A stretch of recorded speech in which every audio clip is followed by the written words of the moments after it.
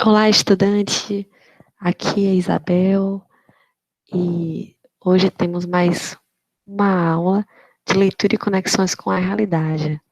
É a primeira semana da segunda unidade. Conversaremos hoje um pouquinho sobre poesia e poema. Para você, o que seria poesia e poema? Muitas pessoas acabam achando, gente, que são sinônimos, né? Quando fala assim, escreva uma poesia, escreva um poema. Por muito tempo se pensou mesmo e eram associados como sinônimos, quando fala assim, cria um poema, cria uma poesia. Mas estudos contemporâneos falam que os poemas, como vocês sabem, é aquela estrutura de texto, que tem estrofes, versos, como esse de Cecília Meirelles, que possui 3 estrofes, né, cada uma delas com 4 versos, e às vezes tem rima, às vezes não, melodia, subjetividade, né? E a poesia, estudos atuais falam que a poesia é aquilo que transmite um determinado sentimento, uma determinada emoção mais intensa ou algo mais peculiar, né? Então, normalmente, o poema contém poesia, mas há poemas também, como esse clássico de Carlos Drummond de Andrade, no meio do caminho tinha uma pedra no meio do caminho, no meio do caminho tinha uma pedra, que normalmente não possui aquele sentimento, aquela emoção para quem lê. Né? Quando Carlos Drummond de Andrade escreveu o lírico dele, a palavra pedra seria obstáculo, empecilho, e para ele trouxe sentido, né? Mas para a maioria de nós, quando lê, não traz aquele sentimento, como esse de Cecília Meirelles, em que o eu lírico fala: eu não tinha esse rosto de hoje, assim calmo, assim triste, assim magro, nestes olhos tão vazios, nem um lábio amargo. Eu não tinha estas mãos sem força, tão paradas e frias e mortas. Eu não tinha este coração que nem se mostra. Eu não dei por esta mudança, tão simples, tão certa, tão fácil. Em que espelho ficou perdida a minha face? E aí se a gente percebe um viés muito mais subjetivo do eu lírico, da questão do envelhecimento, da mudança, né? Então, todo esse retrato que o eu lírico faz do que era, do que é hoje, né? Então, tem um vídeo que eu passei para vocês lerem, vocês assistirem, tratando bem essa questão entre a poesia e o poema, tá certo? Então, o poema é um texto literário formado por versos e a poesia é uma produção artística que provoca emoções. Então, há poesia em muitos poemas, na grande maioria há, né? Mas também há poemas que não têm poesia, né? Como esse do meu documento de uma pedra, e há outras obras de arte que têm poesia, como, por exemplo, podemos observar essa pintura do impressionismo, né? Então, podemos observar aqui que essa linda pintura, Expressão Nascer do Sol de Monet, possui uma poesia nela, né? Então, a gente consegue, a grande maioria das pessoas passa por determinado sentimento, enquanto essa, eu creio que não produz muita emoção, né? Só se for de raiva, de sarcasmo, de ironia, né? De algo assim meio bizarro. Então, vou colocar uma musiquinha aqui para vocês, para ver que sentimentos ela passa em você, ou se ela seria uma poesia ou não. Deixa eu colocar.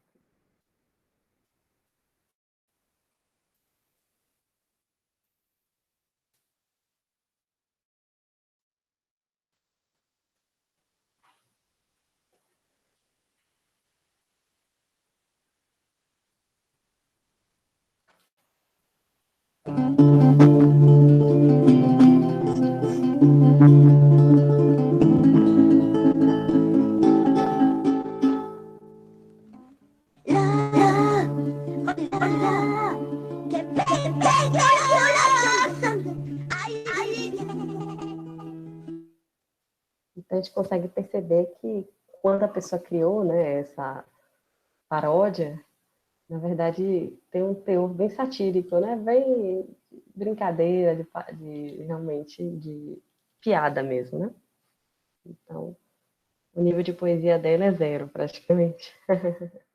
Ou só se for algo mais no ponto de vista da ironia, da brincadeira, da piada. E bem diferente dessa aqui, né?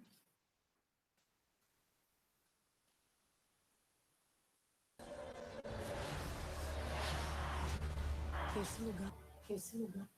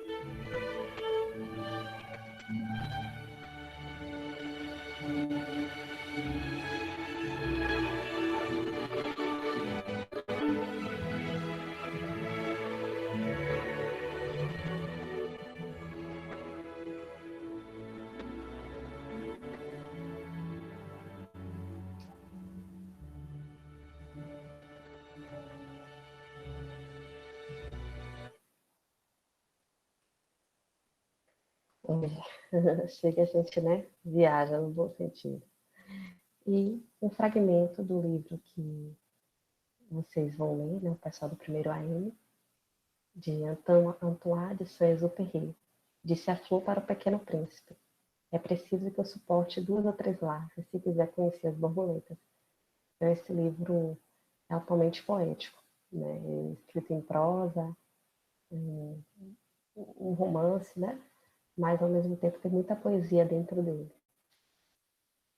E eu passei uma atividade para vocês responderem.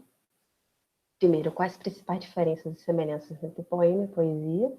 Aí, de acordo com o que a gente viu, com o que tem um vídeo que vocês assistiram também, e o texto que eu pedi para vocês lerem, vocês vão comentar e dar exemplo em poema, poesia, e ler a página do livro de 60, do livro de português de vocês, certo? Então, vocês vão ler a página 60, referente ao poema de Ribeiro Couto, Cais Matutino.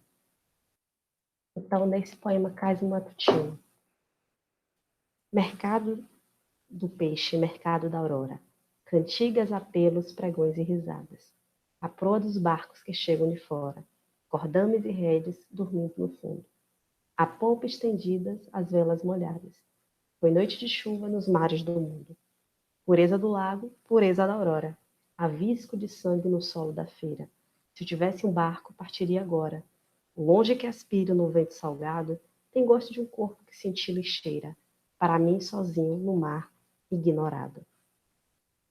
Então, assim, esse poema é rico em imagens sensoriais, né, em sinestesia, em figuras de linguagem, que traz os órgãos do sentido, né? Do ser humano, do corpo humano. Então, que local? Aí algumas perguntas sobre esse poema, certo?